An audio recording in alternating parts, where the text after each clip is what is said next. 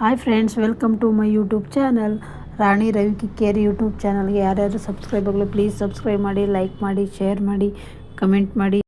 Chicken ಗ್ರೇವಿಗೆ ಬೇಕಾಗಿರುವ ಸಾಮಗ್ರಿಗಳು: ಕಾಯಿ ತುರಿ, ಕಡಲೆ, ಕೊತ್ತಂಬರಿ, ಸ್ವಲ್ಪ ಗೋಡಂಬಿ, ಬೆಳ್ಳುಳ್ಳಿ, ಶುಂಠಿ, ಮೆಣಸಿನಕಾಯಿ.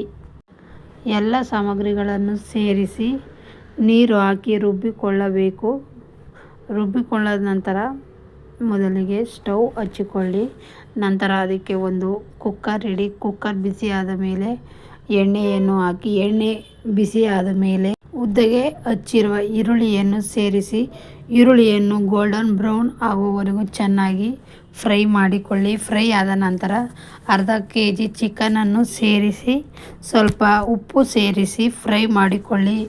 ಅದಾದ ನಂತರ ಸ್ವಲ್ಪ ಅರಿಶಿಣ ಪುಡಿ, ಧನಿಯಾ ಪುಡಿ, ಗರಂ ಮಸಾಲ, ಚಿಕನ್ ಮಸಾಲ ಎಲ್ಲನೂ ಸೇರಿಸಿ ಒಂದು 10 ನಿಮಿಷಗಳ ಕಾಲ ಚೆನ್ನಾಗಿ ಫ್ರೈ ಮಾಡಿಕೊಳ್ಳಿ.